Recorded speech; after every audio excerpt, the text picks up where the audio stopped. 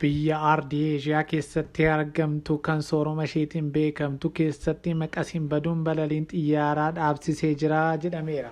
Dhaggeeffattoota oduu dhugaa.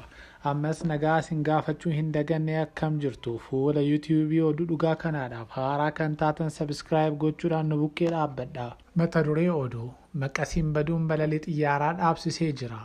Oduu gara biraatiin immoo godina Salaalee keessatti jiraattonni rakkoo nageenya dhibameedhaa fi meeshaa ulfootiin ba'anii araara waaqa kadhatan jedhus isin dhageessifna nu wajjiniin tura. Oduu kan biraatiin immoo yaa'ii gamtaa abbootii gadaa Oromoo sadaffaan magaalaa Adaamaatti akka taa'amaa jirus isin biraan hin geenya. Dhaggeeffattoota keenyaa gara oduu bal'inaatti utuu hin darbin dura fuula yuutuubii kanaa ammas sabiskiraayib gootanii haamilee akka nutti turtan kabajaan isin gaafanna.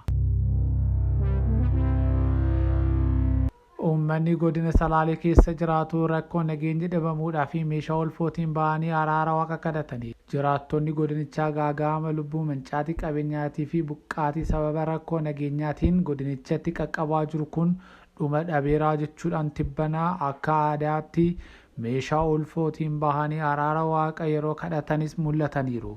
Kadhannaa araaraa fi waaqatti bo'oo jedhu kuni kutaalee godinichaa rakkoo nageenyaan raafamaa jiran hedduu keessatti gamtaadhaan gaggeeffamaa jira.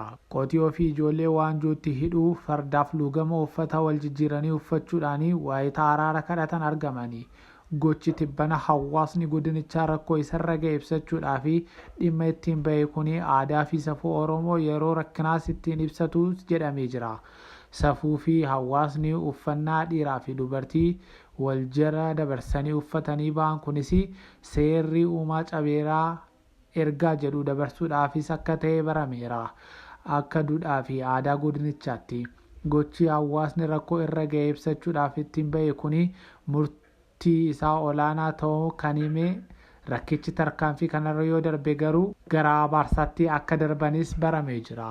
Dhaggeeffattoota keenya gara oduu guyyaa har'aadhaaf nama ajaa'ibuttan isin dabarsa. Maqasiin baduun balalii xiyyaaraa dhaabsisee jira jedha. Oduun kunis kan dhaga'ame biyya ardii Eeshiyaa keessatti argamtu Jaappaan irraati. Sanbata darbee buufata xiyyaaraa Jaappaanitti galma iddoo taa'anii balalii eeggatanitti maqasiin bannaan balaliin 6 yeroo haqamu 201 immoo boodatti hafee imalee jira jedhameera. Taateen nama ajaa'ibu kun kan mudates buufata xiyyaaraa biyyattii keessaa Hokkaido Niiwus Chootes itti gaafa sanbataa sakatta'insa sa'aatii 2 booddeetiin harkifamee jira.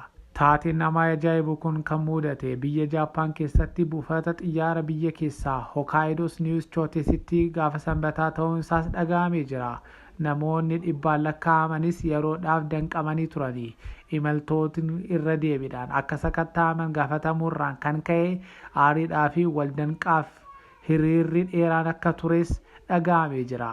Kan nama ajaa'ibu qondaaltonni maqasii bade kana argachuudhaaf tattaaffii guddaa gochaa akka turan dhaga'ameera. Haa ta'u malee guyyaa sanatti sa'aatii 2 oliidhaaf barbaadaa kan turan yeroo ta'u argachuu hin dandeenye. Guyyaa itti aanutti kuusaa achuma keessa jiru keessattis maqasiin kun akka argames dhaga'amee jira.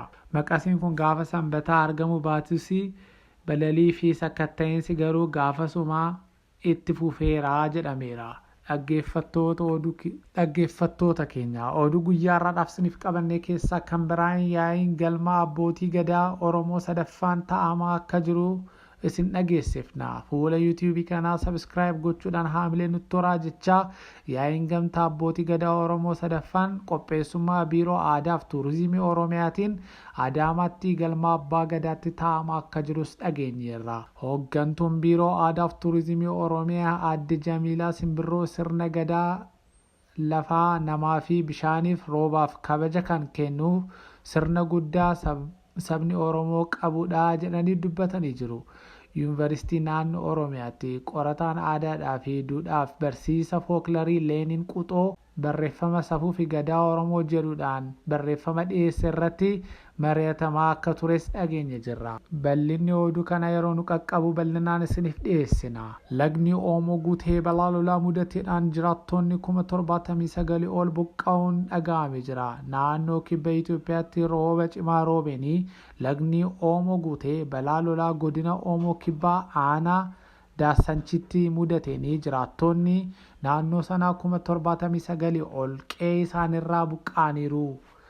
Lagni kun saffisa olaanaadhaan guutee kallattii yaa'aa idilee isaa gadhiisee ba'uun jiraattonni akka buqqaaniidhaaf sababa ta'uun bulchaan aanaa sanaa obbo Taaddalaa Haattee ibsanii jiru. Jalqaba bara 2016tiin balaa lolaa wal fakkaatu mudateedhaan jiraattonni kunneen qe'ee isaanii irraa buqqaanii bakka biraa akka turan kan eeranii Taaddalaan lagni tibbana guutes jiraattonni bakka jiran irraa deebiidhaan akka buqqa'an taasisuun raadiyoo Shaggarittis dubbatanii jiru.